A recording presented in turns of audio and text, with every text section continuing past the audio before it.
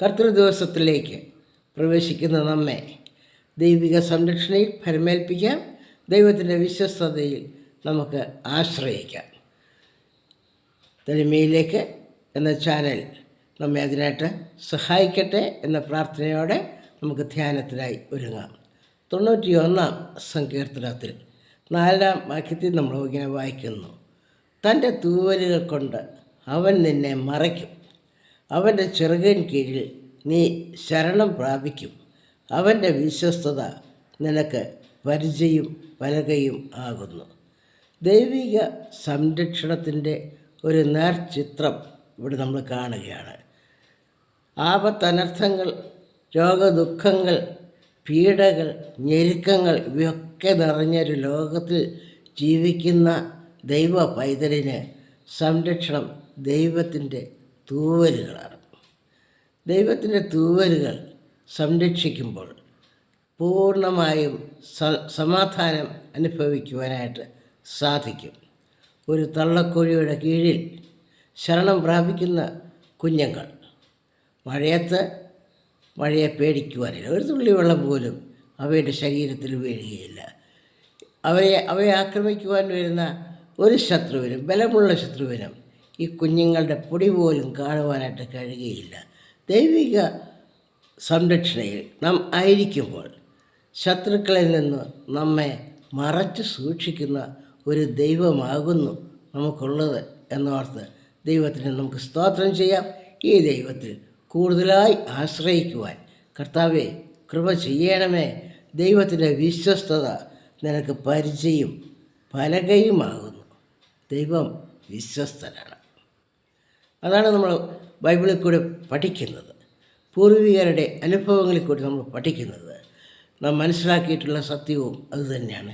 വിശ്വസ്തനായ ദൈവം, ഒരിക്കലും വാക്ക് മാറാത്ത ദൈവം, ഒരിക്കലും നമ്മിൽ നിന്നും അകന്നു പോകാത്ത ദൈവം. നാം ദൈവത്തിൽ നിന്നും അകന്നു പോയാലും ദൈവസ്നേഹം നമ്മളെ തേടി എത്തുകയാണ്. നമ്മളെ പിന്നാലെ നമ്മെ അന്വേഷിച്ചു വരികയാണ്. കാണാതെ പോയ ആടിനെ പോലെ കാര്യം കണ്ടെത്തും വരെ അലയുന്ന ഒരു ഇടയനെ പോലെ ദൈവം നമ്മുടെ അവിശ്വസ്തതയിലും നമ്മളെ പിന്നാലെ തേടി വരുന്നത് നാം കാണുകയാണ്. നാം ചരിത്രത്തിൽ കൂടെ പഠിക്കുകയാണ്. നമ്മുടെ ജീവിതത്തിലും എത്രയോ തവണ നാം ദൈവത്തിൽ നിന്നും അകന്നുപോയി. എത്രയോ തവണ നാം ദൈവത്തിൻ്റെ വിശ്വസ്തതയെ സംശയിച്ചു പോയി. എത്രയോ പ്രാവശ്യം നമ്മുടെ ആശ്രയം മറ്റുള്ളവയിൽ ആക്കിയിട്ടുണ്ട്. എന്നാൽ അവയൊക്കെയും ചതിക്കുന്ന തോടുകൾ മാത്രമാണ്. വിശ്വസ്തനായ ദൈവം, വാക്ക് മാറാത്തവനായ ദൈവം എന്നും എപ്പോഴും രാവും പകലും വെയിലിലും മഴയിലും എല്ലാ കാലാവസ്ഥയിലും എല്ലാ സാഹചര്യത്തിലും നമ്മെ വഴി നടത്തുന്നു. ശത്രുക്കളുടെ മുൻപാകെ അവൻ മേശ ഒരുക്കുന്ന ദൈവമാണ്. ശത്രുക്കളിൽ നിന്ന് മറയ്ക്കുവാൻ അവൻ ശക്തനാണ്. മാത്രമല്ല, ശത്രുക്കളെ മിത്രങ്ങളാക്കി തീർക്കുവാനുള്ള സൂത്രവാക്യം നമുക്ക് പറഞ്ഞു തന്നിട്ടുണ്ട്. ശത്രുക്കളെ സ്നേഹിക്കണം, അവർക്ക് വേണ്ടി പ്രാർത്ഥിക്കണം.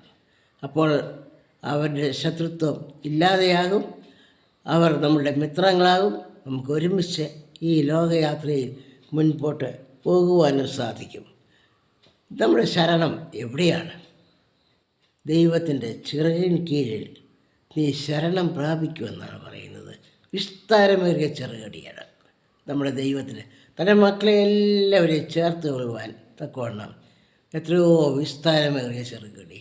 ഒരു തള്ളക്കോഴിക്ക് തൻ്റെ കുഞ്ഞുങ്ങൾ എത്രയുണ്ടെങ്കിലും ആ കുഞ്ഞുങ്ങളെയൊക്കെയും ചേർത്ത് കൊള്ളുവാനുള്ള വിസ്തൃതി അതിൻ്റെ ചിറകിന് ഉള്ളതുപോലെ ദൈവത്തിൻ്റെ ചിറക് നമ്മയൊക്കെയും സംരക്ഷിക്കുവാൻ പര്യാപ്തമാകിയാൽ അതിൽ പൂർണ്ണമായിട്ട് ദൈവിക സംരക്ഷണയിൽ പൂർണ്ണമായിട്ട് ആശ്രയിക്കുവാനും പൂർണ്ണമായിട്ട് ശരണപ്പെടുവാനും ദൈവം നമുക്ക് ഇടയാക്കണമേ എന്ന് നമുക്ക് പ്രാർത്ഥിക്കാം.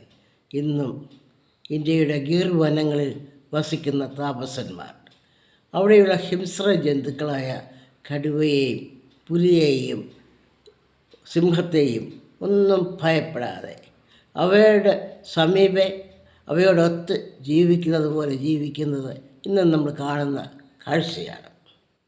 താപസന്മാർ വസിക്കുന്ന ആ കെട്ടിടത്തിനുള്ളിൽ അവരില്ലാത്ത സമയത്ത് അതിൻ്റെ കോലായിൽ വന്ന് ഈ ഹിംസ്രജന്തുക്കൾ, സിംഹവും പുലിയും ഒക്കെയും വിശ്രമിക്കുമെന്നാണ് പറയുന്നത്. അവർ വസിക്കുന്ന കെട്ടിടത്തിൻ്റെ തൊട്ടടുത്തു കൂടിയുള്ള അരുവിയിൽ നിന്നുമാണ് ഇവ വെള്ളം കുടിക്കുന്നത്. ഈ സിംഹവും കടുവയും ഇവരെ കണ്ടാലും ഒരു ഉപദ്രവവും അവരോടില്ല, ഒരു ശത്രുതാ മനോഭാവവുമില്ല.